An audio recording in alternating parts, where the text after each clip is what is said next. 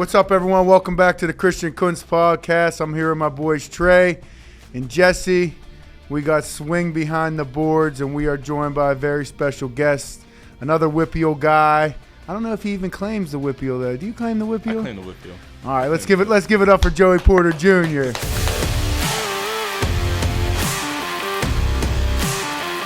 That's how I want to lead this conversation off. Do you claim Pittsburgh? Because I know you're Atlanta, L.A. You claim Pittsburgh. I claim Pittsburgh, but I also claim it's weird because I got to claim both, and I get love from both states. So it's like I'm torn in between. But I play high school football here, so when they talk high school football, I'm claiming Pittsburgh. So what are your thoughts on? Now we'll talk about it because me and him will always talk during the season when high school football is going on. Obviously, NA is always loaded; they're always top tier. And then when basketball is going on, he knows Ashar Valley's always loaded. Yeah. So we'll always talk. But what do you think of Western PA football in a sense of you went to Penn State, being recruited from Penn State, you probably recruited by Pitt. Sorry, Tre. But the talent level here in Western PA with football and just high school sports in general. Man, I love it. I play football in a lot of areas. I play football in Colorado, obviously California, in Florida. That's where I started. So I play football in a lot of different places, and I just love the grit of Western PA football. It's just true football. Smack mouth football. It's true. Shoot, that's why I stayed in Penn State, because it's kind of the same thing. And the Big Ten gives that same vibe, and I knew that was going to be the main thing for the NFL. When you were coming out of NA, I remember obviously your dad. We grew up watching your dad, and then hearing about you coming out and going to Penn State. Where else were you being recruited by? I didn't even talk to you about this. Yeah. How many offers did you have? Where were you being recruited by? Who were your top 5, top 3? And why'd you choose Penn State? Tre's fucking pissed. See me over here. Yeah, I know you see me. The Pitt people are low-key should be pissed, though. The thing with Pitt was, I really wanted to go to Pitt, but they didn't recruit in their backyard enough that I felt like. And I felt even our 7-on-7 team evolved.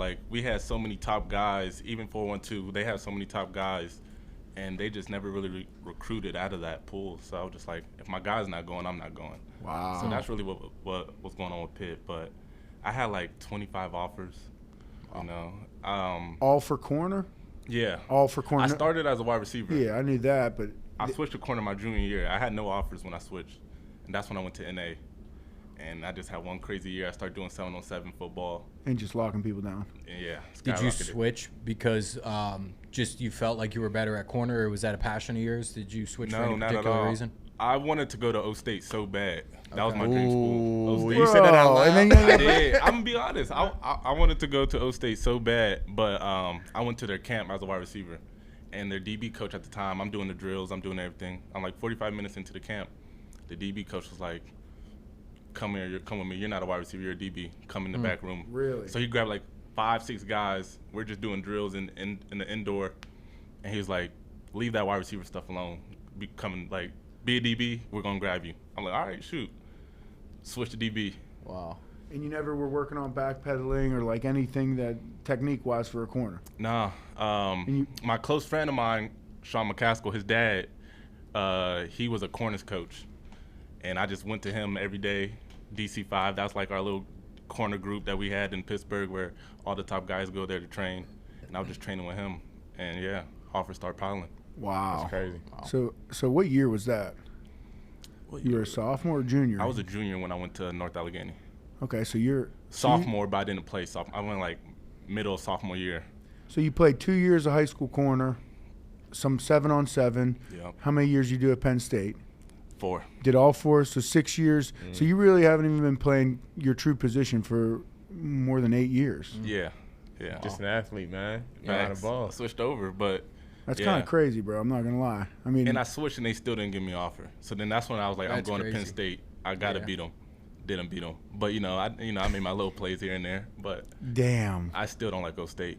But obviously, you can't like anybody in the Big Ten. True. We're unrivaled, but we definitely don't like. Is the Pitt? I got to bring this up. Is the Pitt Penn State rivalry more of a Pitt rivalry, Yeah. I'm not asking. I'm not trying to create I just controversy. can't wait. I just It can't is, wait. like- Week 1. We got week 1 coming. Relax. They play Duquesne week 1. Oh, God. Okay. Yeah. My cousin on that team, he's pretty nice. If he play, he's gonna do some damage. It I'm ain't telling gonna you. happen. It ain't going that way. I'm I'll telling tell you you. right now. I can honestly say this. When he was in high school, was the last time I believe that Pitt actually beat Penn State. But after that, bro, I ain't gonna hold you. They just had strong ass teams every year, right? Well, yeah. And this mug right here, bro.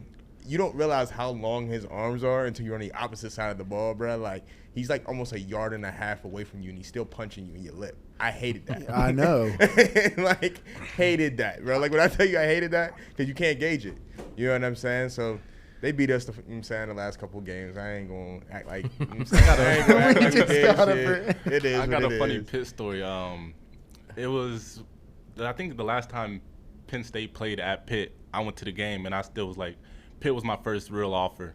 So, like, they invited me to the game, but I'm in contacts with, like, Pitt and Penn State at the same time. I go to the game. It's the rain game, and Penn State Belt. blew y'all out. Yeah. We got a belt to ass. Blew on that y'all out. game. And after that game, I committed to Penn State. So Man. After that game. yeah, so I basically, like, used Pitt tickets to go to the game. Oh, And my. then it was messed up of me, but I did that. I definitely did that. That's Yeah. crazy. I I definitely can't did. believe what I'm hearing right now. Yeah. I'm so disappointed. Yeah. If someone from Pittsburgh gonna listen to this, he gonna catch a football to the side of the head at Probably. practice. You're gonna be on field too. You're gonna get a football to It the side of bothers the me head. though, man, because Narduzzi sometimes really just don't recruit Pittsburgh guys all like Yeah, that. y'all be in man. Florida and stuff. It's Florida, Georgia, you know what I'm saying? But like Pittsburgh got a lot of great guys. They do. You know what I mean? And They really do. that's something now that I'm coaching, I'm starting to see a lot more of, bro. Like a lot of these kids really want it.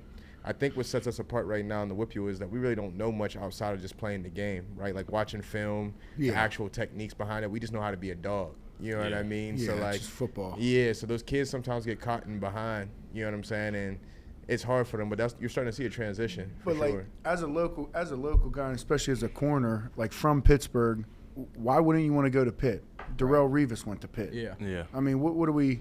Right. I don't know. I just feel like there's so many guys that went to Pitt from the Whippeal that have become like straight studs. Now, Paul Postlesny, Sean Lee, those guys went to Penn State and became freaks. But Yeah.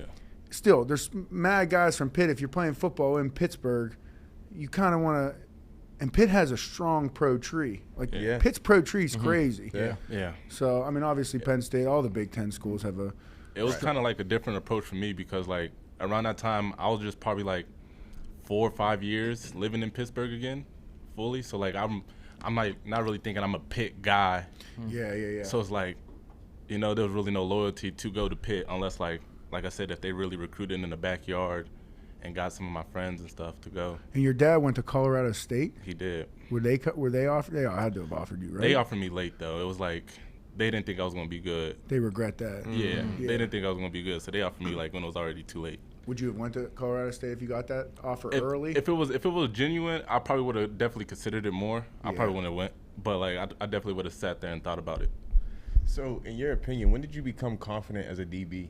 Great Because that's something that's like, I played a little bit of both in high school. You know what I'm Yeah. saying? I could have really went either way. But that confidence level, man, you played in one position where you run backwards, and then Yeah. on top of that, right, you get beat once. You could have a great game, but because you let up one touchdown, everybody's on your ass. Yeah. So, like, when did you get comfortable? I feel like to be good at corner, I feel like any position, you gotta have that confidence. Like you gotta feel like you're the best thing walking. Like nobody else could beat you in anything. But I really would think just going on 7-on-7 tournaments, going around the states and competing with the best of the best. Because when you do that all summer or all whatever, spring or whatever, and you come back and start playing it regular Whippeal football, it's legit no comparison. Like Yeah. you're just dogging kids out there. I feel like as a DB receiver, 7-on-7 is way more beneficial than For sure. Yeah. you playing middle linebacker. Yeah, you're Yeah. gonna middle run. Sometimes you're gonna cover 3, but you're playing corner. There's no pass rush, right? Like, Nah. So You might got that little clock, but like the quarterback's getting a clean throw. You're getting timing, like But I will say no this, pads. So these guys get mad work. I agree. For the DBs, receivers, it's phenomenal. Yeah, though. it's Oh, crazy. phenomenal. But for the quarterback, you only get 4 seconds. 4. So it forces the quarterback at a young age to think quick Yeah. and to really have to make a play, right? So if you're talking about 7-on-7, it's definitely not for the linebackers, and it's for sure not for running backs. But when it comes to the game itself in terms of passing, the passing game, right? it's the most technical piece that you could possibly do without actually having pads. You think that's why our game's gone to, like, the Cowboys throw the ball 60 times a game? I think so. You think that's why our whole game's gone to a passing league? That's what everybody wants to do. Because when now. we talked to Casey, Louis Lips, all the older heads were like, we run the football. Right. Like, no one, they ran the ball 35, 40 times a game. I feel like running backs, though, for 707 definitely – because if you could get a running back that could do both, like I went against DeAndre Swift, 707, and I was like, golly, like crazy. Yeah. Crazy. Man. His agility's wild. Yeah, it was insane. I'm like, yeah, there's levels to this for surely.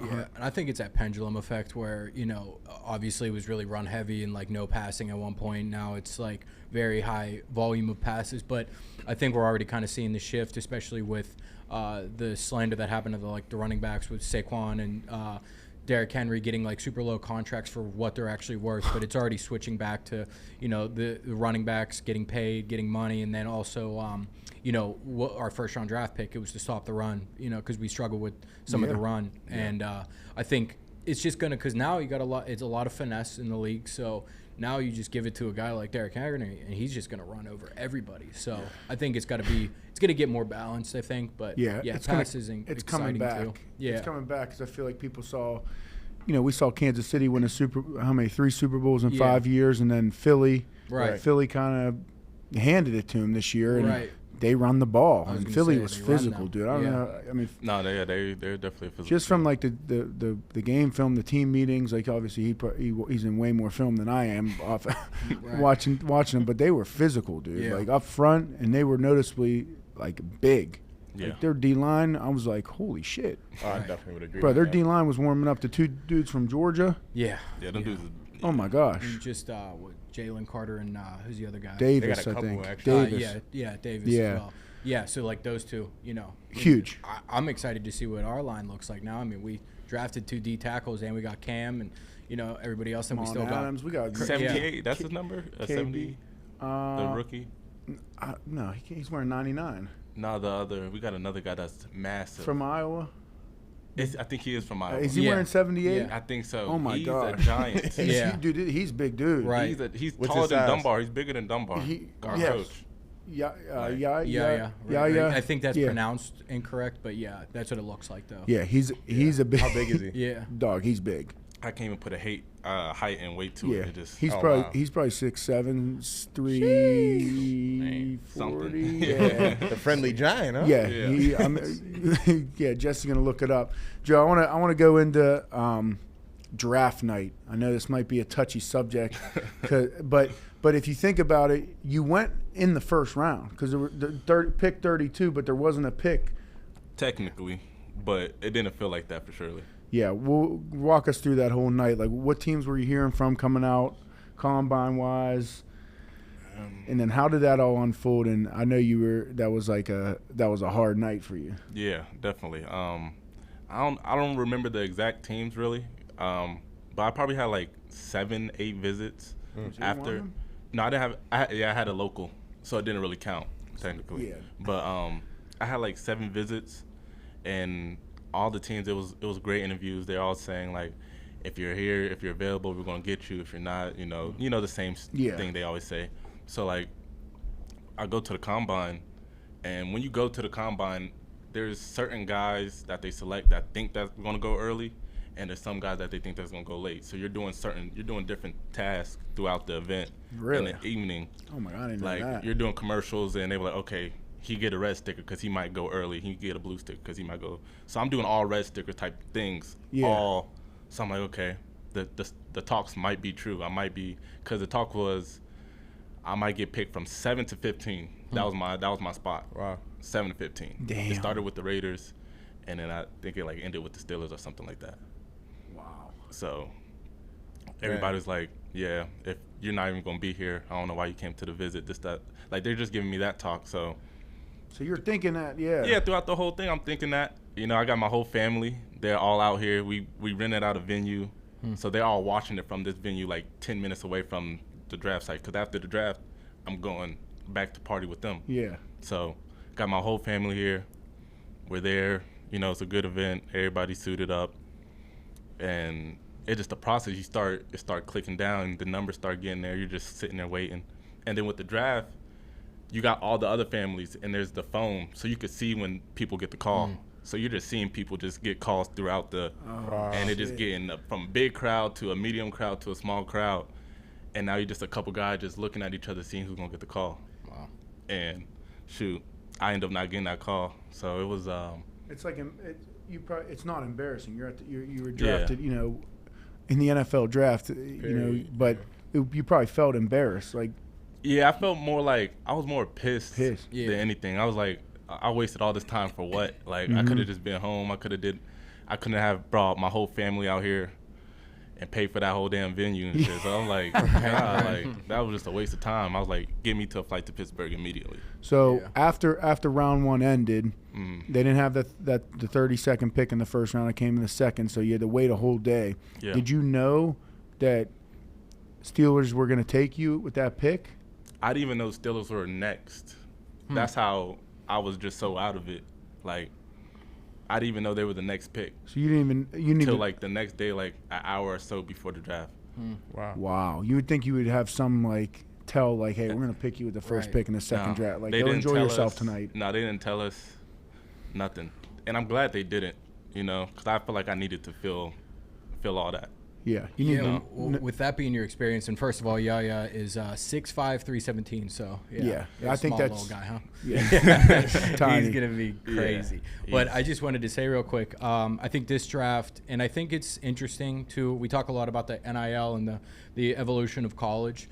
Obviously, there's no, everybody saw it with Shedeur, and then not only that, but like.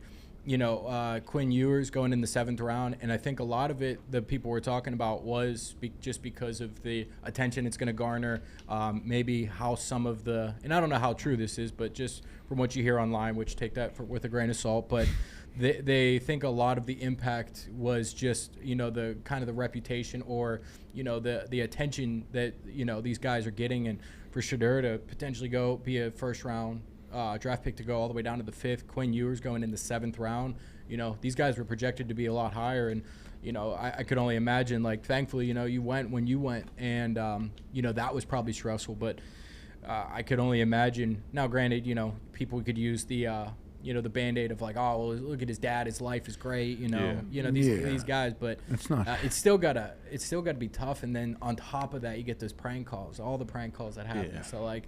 I don't know. What were your thoughts like when you're watching like a young man like go through that? And obviously, like your father also played in the league, so I don't think it makes it that much easier to see yourself like go down a round. So. Yeah, I mean, I know. I bet it was tough for him. I know he just probably thankful that he's already in the league and he got all that behind him, because that whole journey is a stressful journey. It gets to a point where you just want to get on the team and just start balling again. Right. So he definitely pissed, but I think. At the end of the day, he needed something like this to show people, like this isn't a joke. You think I'm here for a reason, and I kind of have that same feeling. And if he started balling, he could hit the market early, and get right back after it. So that's the upside to it. Yeah, they already say he's out playing Dillon Gabriel right now. So, and again, take that with a grain of salt, but it is. I mean, that's an interesting. I think there's a lot of interesting quarterback situations. But I did want to ask you, like.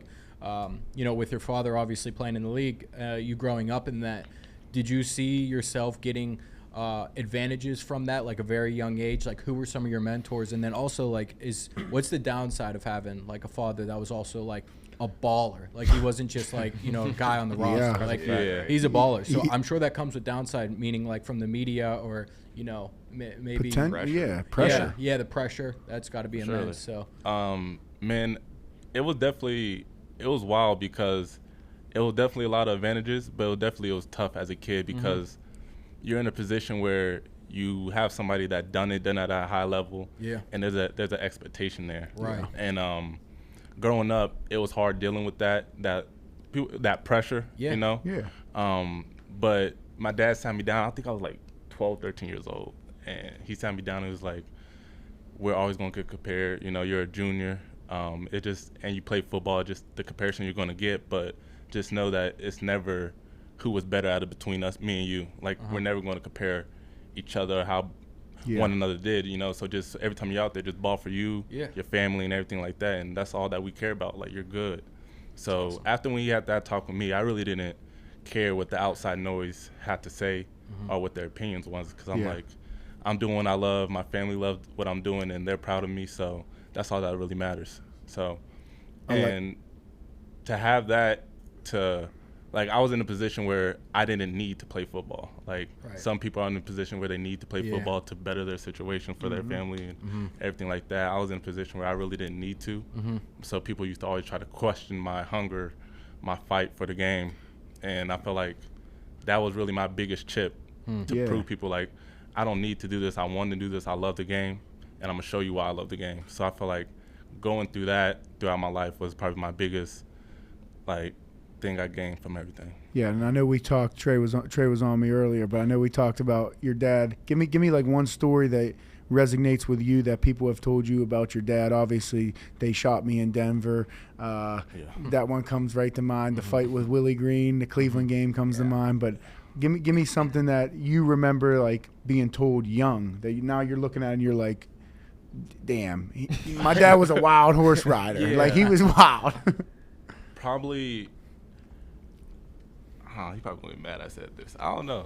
Probably not. But I was a kid, and this is like when I first started going to YouTube and stuff. And I just seen a video. I don't know where I seen a video of my dad fighting in a casino, like just full on Falcon punch a dude over a casino table, like a craps table. And I'm like, what the, like, I didn't understand it, but I was too scared to ask him. I just kept it to myself. But then I ended up still seeing videos of it, and I eventually, like, was that you? He was like, yeah, that was. Like, he eventually, I had a lot of crazy stuff. So I think the video of him in the casino was probably the top.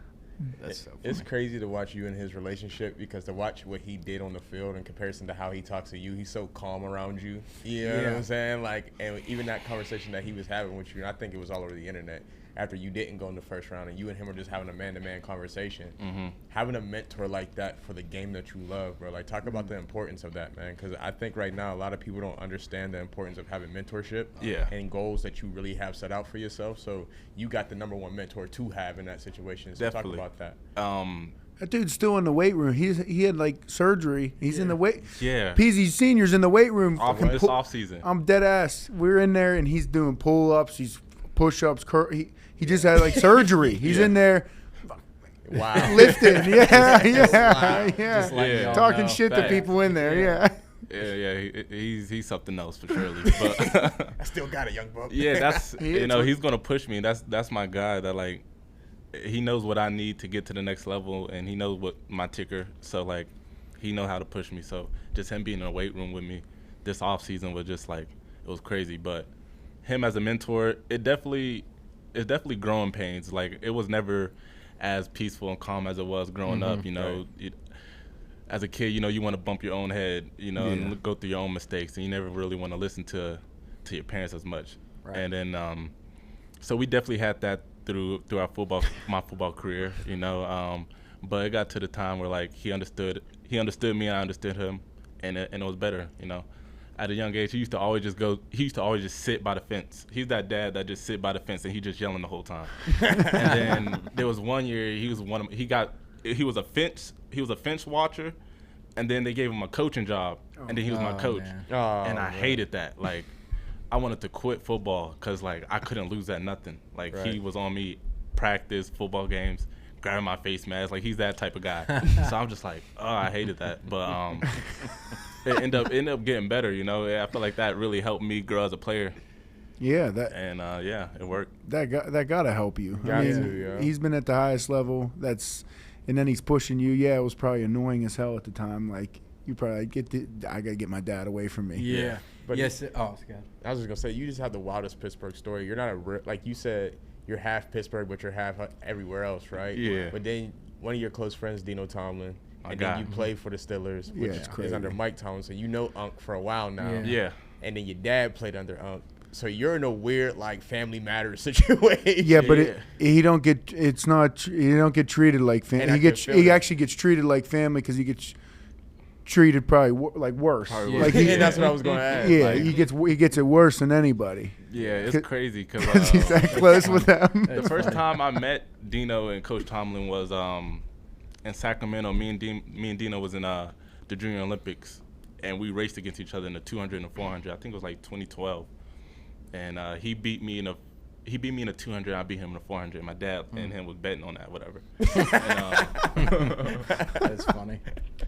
So then years come down. I finally moved to Pittsburgh, and me and Dino was like track teammates again.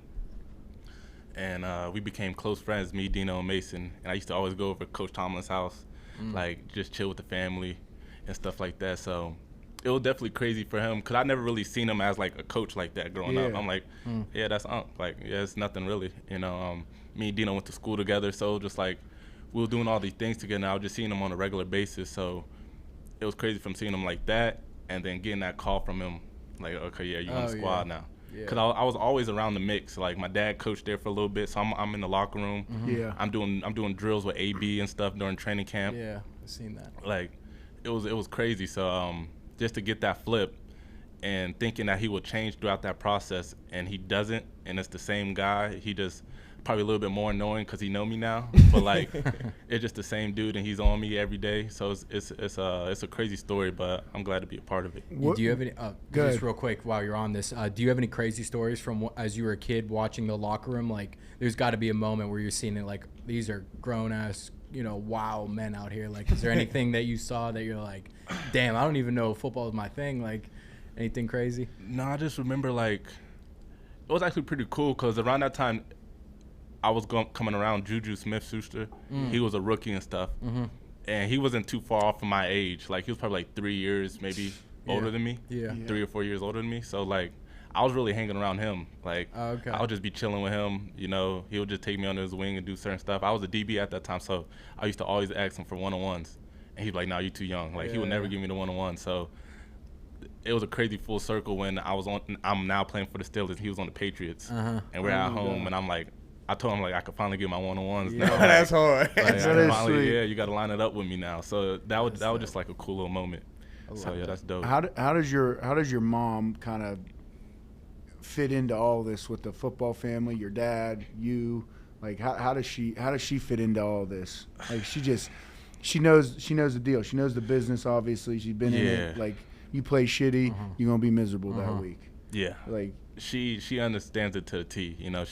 She's been there from the journey. She was an athlete growing up too, so she used to always brag she was a freshman starting in varsity basketball and this, that, and the third. Yeah. So like I'll give her that. She was an athlete, and she was always there for the process. When my dad was gone and I was in Little League, we used to record our games. My mom used to go sit up the tripod, put the camera on, record my games, and wait for my dad to get back, and we'll go over the game tape. And she'll just be sitting there in the living room with us, like putting her little 2 cents in and saying this, that, and the third. And I would just get mad because they critiquing my game at a young age. But like, yeah, she was always there for the process. She understands everything that needs to happen, and she does it right because she gives me my space when I need it. Yeah. So it's definitely cool. It's definitely needed. Like, you need somebody in there. I mean, it's got to be hard with your dad. You guys understand the business. You know how it is. He's on your ass about. Yeah. I know he's on your ass still to this day about everything, probably every details, and then to have your mom probably be like, okay, let's take a break. But she's my biggest fan, and I love that for her. Like, she got custom out jewelry, like she bedazzled her shoes with my number on it and stuff like that. So yeah, she's my number one fan. I love that. Yeah, is there any like misunderstood or like unseen things that like the media or fans might have about like you or your father or just being in a football family? Is there anything that people always tell you? I think one of the ones is people questioning like your love for the game. Like, do you actually like love this, or is there anything that you like notice? You're like, man, if fans only knew. I mean, probably that, like, not really for me per se, because I've been wanting this since I was like 4 years old. I used to put on my dad's shoulder pads and run around the house and beg him to let me play football. And probably just that my dad's not a crazy. I mean, he's wild. I did want to ask about that. Yeah, like, is but he always on? No, he's not always on. He's only on when he feel like he needs to be on. He's just a really competitive person. So, and we all have that in our genes. So like when it's time to go out there and perform, like we want to be the best out there, and it just gets like that sometimes. But yeah, I feel like that's probably like the main thing. Mm-hmm. You think your edge, because you play with edge, you're into it. I mean, I know the media when we traded for DK or signed DK, whatever we did with DK, people were putting clips up of you fighting with him. Yeah. Like, people think that, like, I feel like little do they know, like, in 2 plays they forgot they were fighting. Mm-hmm. They're so focused on the game, right. like they're gonna fight every play. Yeah. These guys are fighting every play regardless. But sure. what was that like when we got DK? You went up against him. I know you were looking forward to that matchup. You look forward to all the primetime matchups, obviously, with the top receivers. But when we got him, knowing we had George at the time, what was going through your mind? Like those 2 receivers, like, damn. I was excited, to be honest. I'm like, this is gonna be a good camp, like, because I know I'm coming with it every time, and I know they're gonna push me to another level. So I'm like, I get to face both of my practice. I know it's gonna be chippy, and that's what I'd be looking forward to. So I was really excited for it, because I know it's gonna elevate my game. 100%. How different are like those receivers like that? Like, they're both 6'4", long, but like I feel like they're totally different receivers. Like DK is powerful. I feel like George is more like elusive. Like I don't know. I don't know. I want to hear from like a DB standpoint on like the different receiver types, and like even though their body types might be the same, they're totally different route runners, totally different everything. Yeah, definitely. DK is more brute force, even though like that's not all he has to his game. He has a lot to his game that I feel like people really don't like understand, that you got to really lock in when you go against somebody like that, because he could run any route in a route tree, and he's big and he's fast. So it's like, and then you got to tackle that. Then you got to tackle him when he get the ball. So like, and then it's like when he get the ball in his hand, that's another thing. And with George, it's like he could catch any ball. If that quarterback just get tired and just like George is gonna be up there, he's gonna come down with it, and that's frustrating as a DB to know that if the quarterback put it anywhere in his vicinity, he's likely to come down with it. That's a difficult thing to go against. What has been your, like, I don't know, biggest learning curve from, playing DB in the Big Ten? I'm sure you went against some damn good receivers in the Big Ten. What has been the difference in the NFL receivers and like the detail to your craft that you've had to kind of put notice on and be like, okay, I really need to tighten this area up? Yeah, I feel like they're more a polished wide receiver in the league, and their margin for error, not even their margin for error, they're more polished, and the quarterbacks is a big difference. For the main thing for DB is, at the end of the day, you got to make the quarterback be perfect. They got to have that perfect ball. It got to be in a perfect area. And most of the time in college, there's only so many good, really quarterbacks that could put it there. Yeah. In the NFL, there's a lot of quarterbacks that could put it there. So that's one of the main things. And also, like,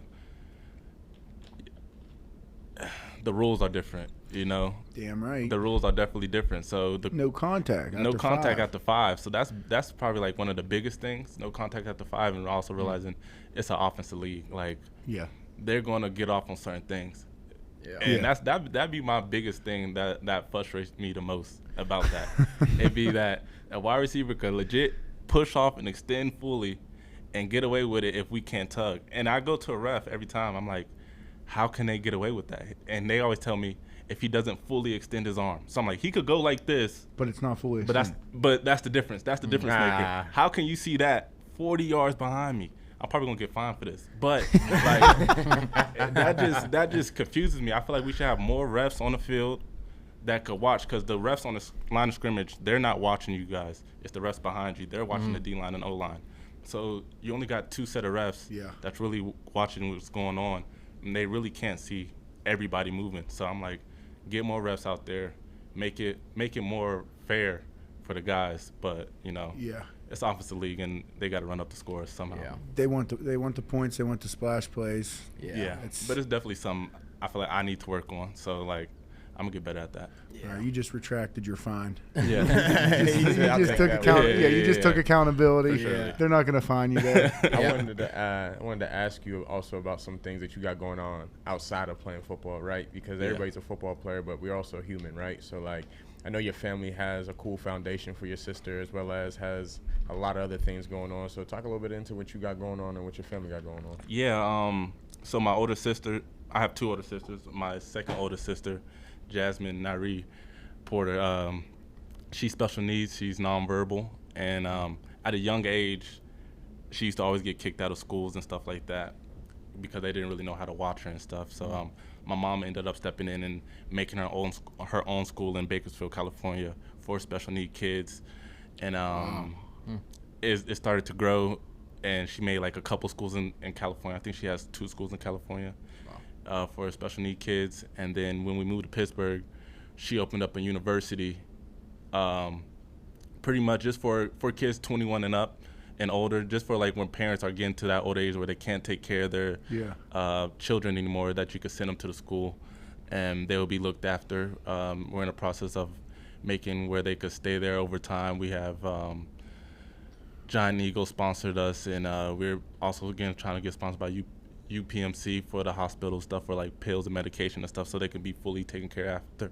So it's a process that's going on. It's been going on for a little bit, and it's picking up. So I'm just happy in the direction it's going, and it's not a lot of places that do that, especially in this region. So for her to really make that next step and get that going is amazing. So kudos to her. When did that start?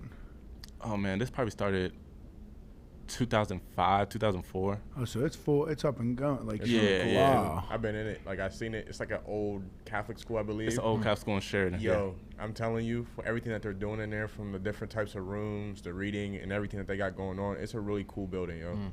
Really cool building. Wow, that's awesome. I didn't know that. Yeah, I didn't know that at all.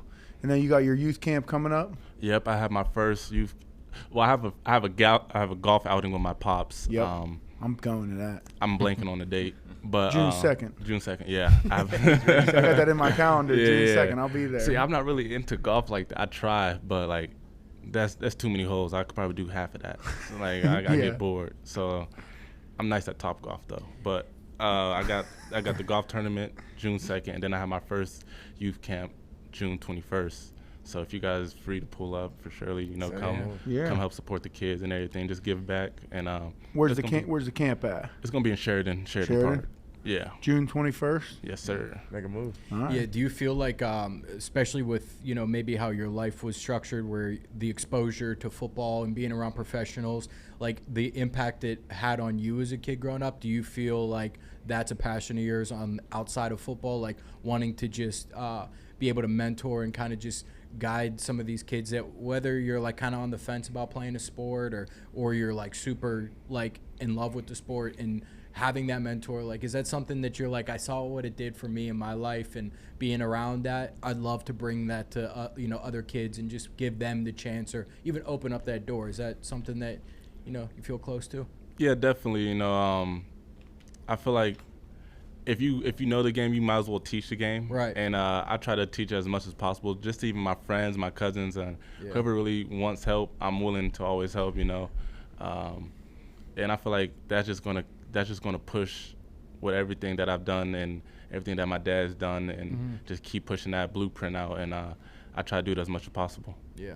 How many tickets each week you getting asked for? Because I get them. I get it too. Yeah, I get it too. It's so bad. It slowed down a little. To like, DY and Coach Tom was like, yeah, we're not letting you get that many tickets every week. Like, it was that bad. Cause I have so many family that migrated from California to Pittsburgh with us throughout the process, and sometimes it's hard to say no to family members. It is hard. Yeah. And shoot, when we played Dallas, oh man, it was about like 40 people that wanted tickets. And usually it's like 15, some crazy times. That's still 20. crazy. That's crazy. That's still crazy. That's crazy, and they was like, yeah, we got to dial it back. Like, it's getting hectic. So I've been better at it. Yeah, and you could, my family tailgates. I know your family tailgates because they're in the same lot. They'll be getting after it in that gold lot right by the players' lot. Definitely, they be getting after it. And it's like a whole group of people that know, like, all right, it's Joey Porter's family. They're over there. They're over there drinking, kicking it. Yeah, they be cooling for the game. What's really cool is you wear a famous number from another Pittsburgh Steeler who used to wear that number, man. And I ain't gonna say the name because I know you know the name, right? Yeah. So talk about that though, man, because you do a lot of things that resemble Pittsburgh, man. I love having you here just because I got a chance from a distance to see you grow. You know what I'm saying? Being from Pittsburgh, playing against you, and just even conversation and passing, right? So to see you also wearing Ike Taylor, I said it, I had to. Seeing you wear his number and then seeing how you play, I'm just like, yo, like, you're more aggressive for sure. I ain't gonna lie. He was a mentor of yours too, right? Yeah, like that was one of your early. That's what I was gonna ask you. Go ahead, I was gonna ask you about that. Like, what's that like having him as a mentor, but also wearing his jersey? Man, it was great. You know, I knew Uncle Ike for a long time. Even when my dad had his playoff run and we lived in Pittsburgh for a little bit for that time, I used to always be in the locker room with Clark Hagan's son Damon, and RP to Clark Hagan's. But we used to always be in our locker room, and they used to always take us in as our uncles and stuff. So like growing up, Ike used to always be in the area, and I used to always just come to him with certain stuff. And then when I switched to DB, he was one of the main guys that I would go to for tips here and there. And you know, have him in your corner and backing you is not a bad thing at all. So when the opportunity came, when I became a Steeler, and they gave me the number options, I'm like, I have to go to 24. Yeah. And he was geeked when I picked it. He was excited, and it was a cool little moment. And it was a cool 360 because you know when it's someone that you used to look up to, right? And now you're playing his same position. Now you got his number on. It's like now you're trying to one put him in as your number, and I tell him like I'm gonna try to rock it better than you, you know, and that's what you gotta have with it. So I try to put on for him. For sure. I love that. Ike's still in the building too. Ike still works for the Steelers. Oh, where? He's in. Ike's in the building nonstop. Didn't his son go to Notre Dame or something like that? I think so. I think he was committed to Notre Dame. Is he going to Alabama now? I think he's going to Bama now. I think he's at Bama. I seen him with a Bama shirt on in the facility, actually. He looked jacked, too. Yeah, he looked big. He does. Yeah. Shit, look at you. You got gained like 15, 20 pounds. Yeah, he been in the weight room. With his dad, it got to be. I'm telling you, his dad's doing pull-ups. I'm looking at him. This man had neck surgery. He's doing fucking pull-ups. That's crazy to me. I said, didn't you have surgery? He looked at me. I still got to get it in. Still got to get it in. There's no slowing him down. I'd be like, bro, my mom got on me because of that. She was like, don't let him work out like that. And I'm like, I'm trying. Can't like, stop him. What am I supposed to say to my dad? Yeah, like, you can't tell him no. I'm trying. But you don't be listening. With this upcoming season, like I'm not gonna lie, like, and I'm sure it sucks for you guys to see as well too, but you understand in it. Like, I was sick to see that we had to let go of Pickens because I just think the duo of DK and Pickens, and then maybe if Rodgers comes to the Steelers, I think that'd be pretty sick to see him just chucking it up to those guys. But I mean, just going down the list, like as far as the offense go, quarterback's gone, running back's gone. Now Caleb Johnson, I think, is going to be a very, I think he's going to get some starts pretty soon. Obviously Jalen Warren's very good, but losing a receiver, so like we lost some core pieces. But what's the vibe? Or do you guys have any idea of any sleepers that you're like, oh, now that with Roman Wilson, getting his shot this year, it was like Calvin Austin about to take a huge leap. Like, is there any guys that you guys have seen behind closed doors, like this guy's gonna make a huge jump, or like even any of the rookies, like Jack Swayer looks like he could be pretty solid. So it's still so early for like we're still in the process where like we're in phase 2, dude. We really don't even go against. We're not even going against anybody. We're running routes on cones and shadow guarding people. Like you can't do any one-on-one stuff. So it's hard to tell now, but we'll have to follow I feel up like on that.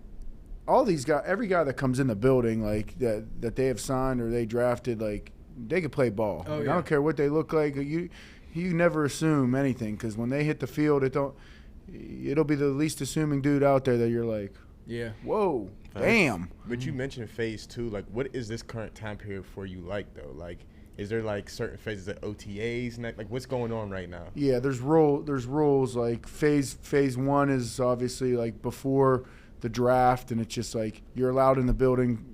You're allowed like work for 2 hours a day, so it's an hour of a workout, hour on the field. Then we got into phase 2. Now we're allowed in the building for 4 hours. It's like you get a hour workout, hour worth of meetings, and then 2 hours on the field.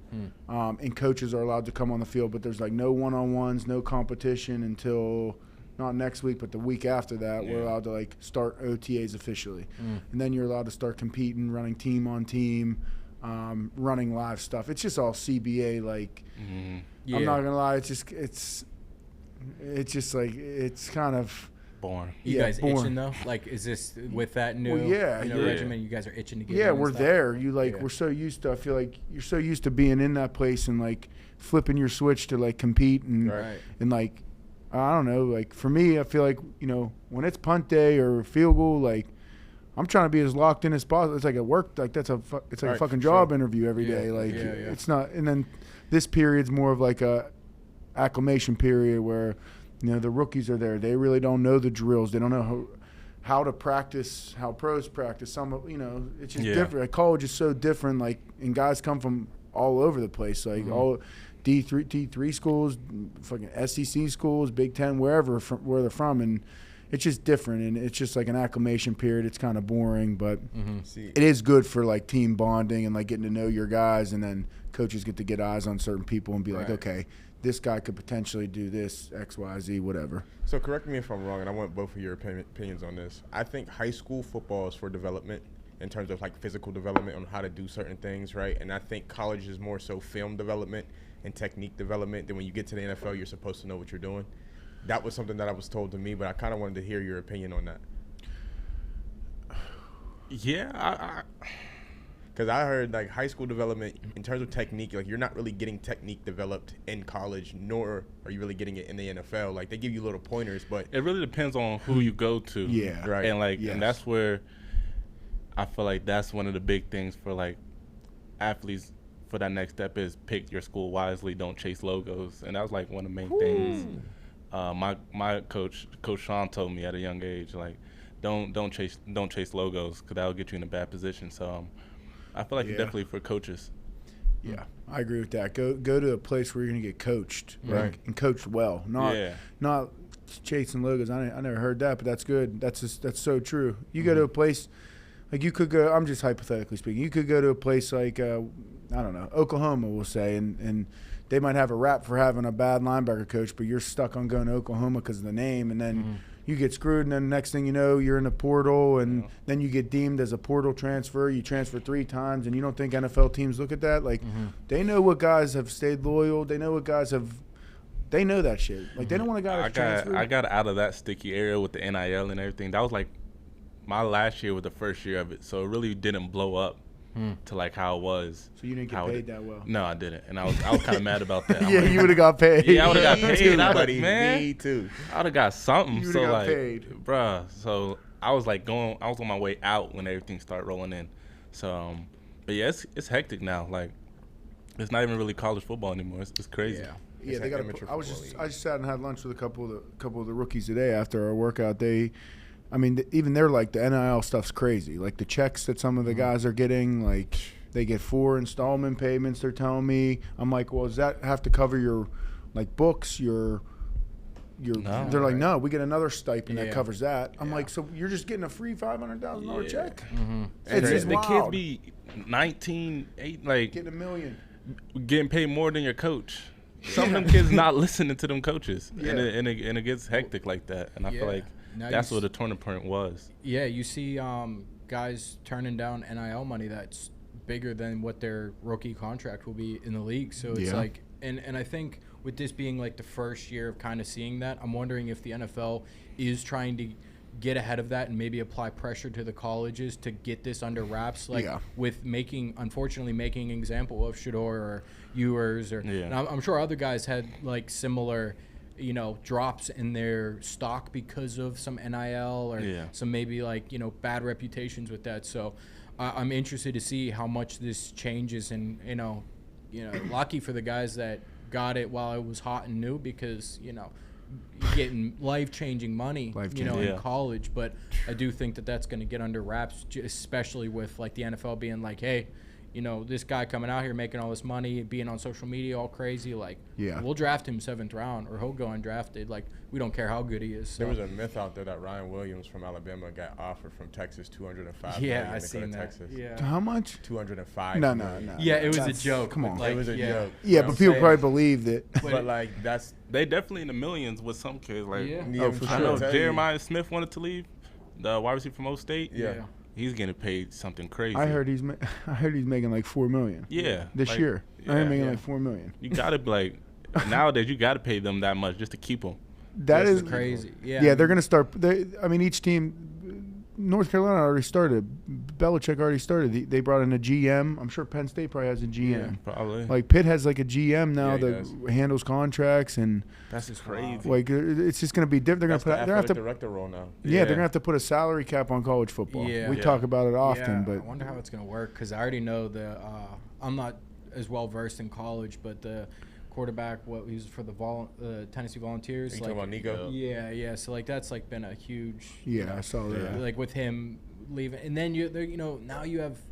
At this point, you don't fully have agents and stuff, and maybe the right guidance. So I heard it's like father had a big impact on it as far as telling them where to go and what to do. And it's not, young kids with a lot of money. Yeah, and at that age, you're going to make dumb decisions with all that money. Yeah, guaranteed. So it's guaranteed. It's guaranteed. Yeah, man, it's crazy. I did hear. I was listening to McAfee, and he was talking to one of like the GMs or scouts, and he's like, "So is everybody like walking in there like they're the shit? And, like, is this like been bad?" And he was actually like, not really. Some of these guys are coming in with like actual knowledge about what it was like making money. So like, and they're not they're humbled still too. So I do think there's going to be a balance, and you're really going to be able to stick out as like a good athlete that's really in it. I think once you kind of get that under control a little bit, but you're always going to have your bad apples that are just there for the money. And I think eventually the league's going to do something about it, because I think it was the NFL draft had 106 guys commit or something this year. It's like half the normal number that shows up for the draft. Really? The NFL's not going to take a hit like that. No. Yeah. That's why I think they made the example of who they did. Unfortunately, it had to go on a couple people's shoulders, but there's. And everybody's. If you get into the league, like all you got to do is get that roster spot. Like once you get in the door, like you have the opportunity to. Once you get in the door, it's harder to stay in the door. Yeah, that's for sure. Once you get in the door, they're trying to kick you out. They're trying to get you right out of the door. Yeah, they don't care. Right when you step on that field. I think that's why there was less people in the NFL draft. Because if I could stay in college and make more money in college, and that's what a for lot of sure. people do. Yeah, for sure. I would do the same. Yeah, you're right. Pease, I want to talk about. Through your years in the league so far, one of the receivers, top couple receivers you've played against. Obviously, you played Jamar Chase twice a year for the last 3 years, or whatever year this is for you now. I feel like this is like year 10 for you. Right. Talk about like some of the receivers. We get to go against Justin Jefferson this year. I'm interested to see that matchup. Yeah, I know that's gonna be a good one. Yeah, in Ireland. I saw that came out. Crazy. Talk about some of the receivers. Your pick versus OBJ. I'm just thinking of shit going on now. Man, that's my Zay first Flowers, years, quick as hell. Yeah, I went through the gauntlet a couple times. Yeah, you did.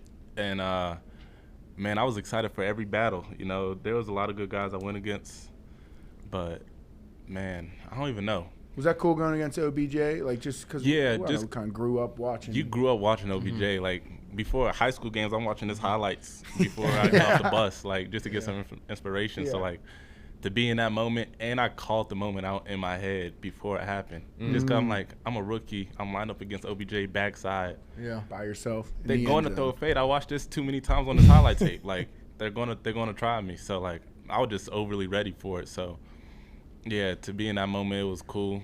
Like yeah, it was amazing. Devontae, I'm just trying to think. Devontae was a good there's matchup. list, and I mean, I'm sure there was probably an excitement to when, when you got drafted to what you've done in the league at this point. Yeah. Not to say you were like underrated, but I think you took a lot of the league by surprise. Like you're really about that, and putting up the crazy numbers, like the amount of like catches people get off of you, or just like it's you're a top dog in the league with that, like undoubtedly. Like so, did you like come in there like thinking like I got to prove X, Y? Well, obviously there's a level of proof that you have to provide, but you always know in the back of your head like you're one of the top 5, if not top 3, like DBs in the league. Like is that something you pride in? For sure, I'm gonna come back to like what I said earlier of. You got to have that confidence when you step on that field, especially if you're a corner and then you're traveling against the best guy every week. Yeah, you gotta have that mentality, because there's going to be times where a guy's going to make a play. Like you're going against another dude across from you, So he's going to make a play, but you got to have that one chip mentality. Like I bet you can't do that again type of thing. Yeah. Like, do it again type of thing. And I feel like coming into the league, I had that mentality. I was already mad about the draft situation. Right. And I wanted to prove that, like, I wanted these guys. I seen the greats do it. You know, I was a big fan of Jalen Ramsey growing up. Right. And I used to watch his tape a lot. So I seen him what he did when he first came in. And I was like, I'm no different. So I want to make the same type of impact, same type of plays. I want to talk to you about, you had 2 veteran corners. Now I'm thinking about Pat Pete, to learn off a Hall of Famer, Pat Pete, and then D-Jack. My guys. Yeah, two veteran, 2 pros, like 2 top-tier pros, 2 great guys. Do you have Joe also. Hayden as well, too, or was that No, year but before you? no, that was a couple years before me. Yeah, but I knew Uncle Joe for a minute. Yeah.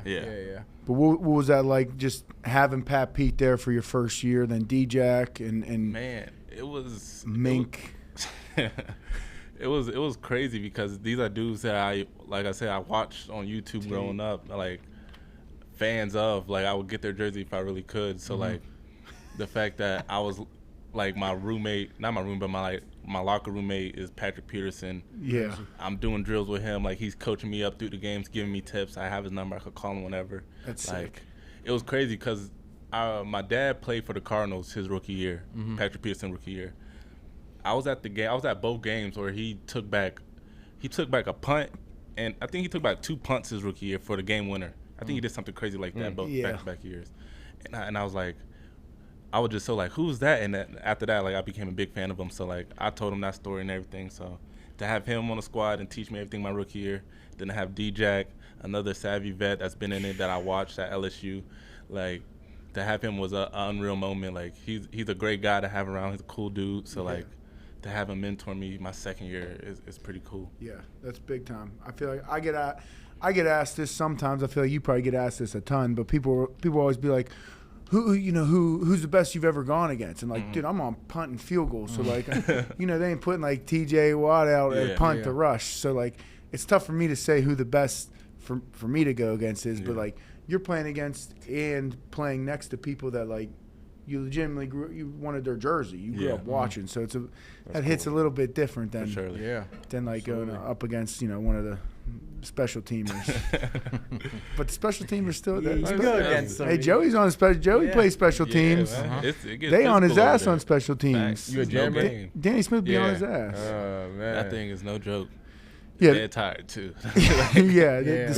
So talk as well. I don't want to keep you too long, man. But there's a legendary coach that was your DB coach at Penn State, right? Coach Terry. Coach Terry right? Smith. And Coach Terry is a WPIAL guy. Everybody loves him in the WPIAL.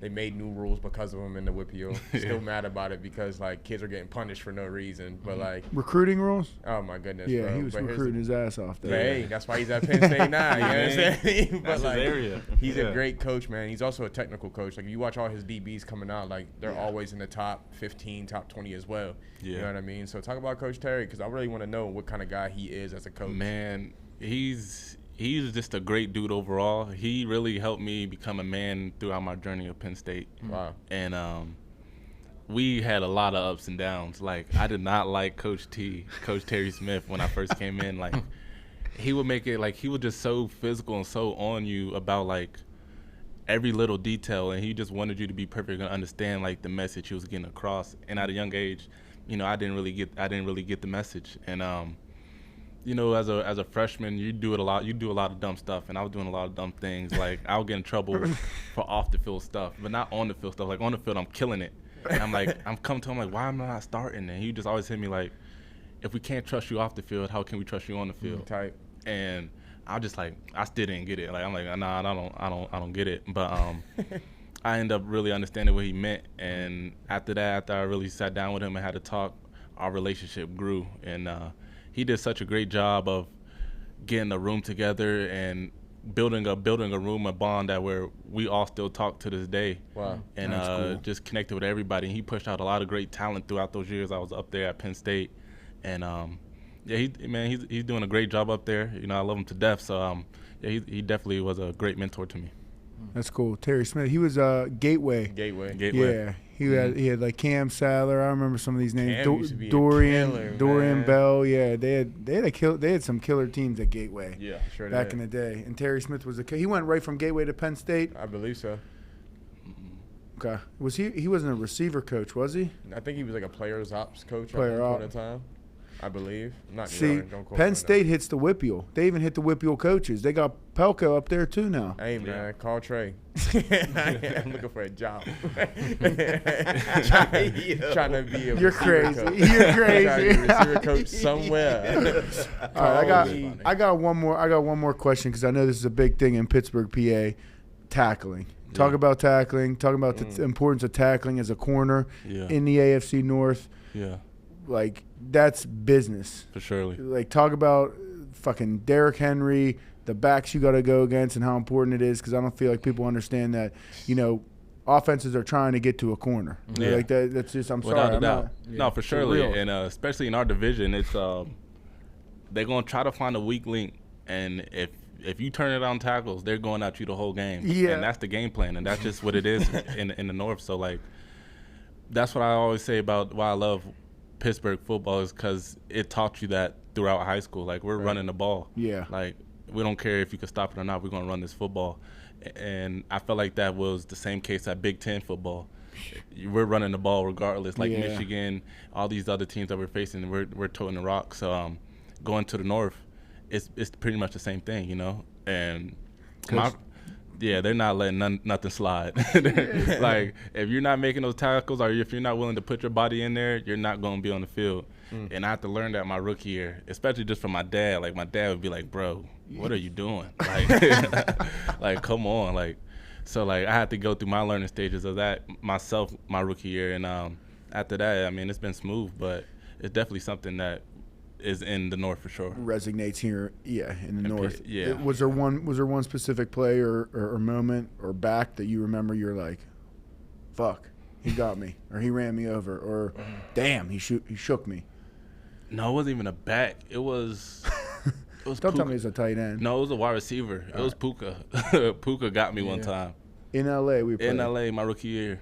I was strapping him all game, but he got me on this one play. And I'm like, damn, that shit hurt. Yeah, I usually remember. Like, Yeah, that was the only time I was on my back for a little bit. he got you. He got me. I'll give him that. Just because I locked him up, I'll give him that. Yeah, he got me. All right, well, Pease, I appreciate you coming in. Boys, you got anything else?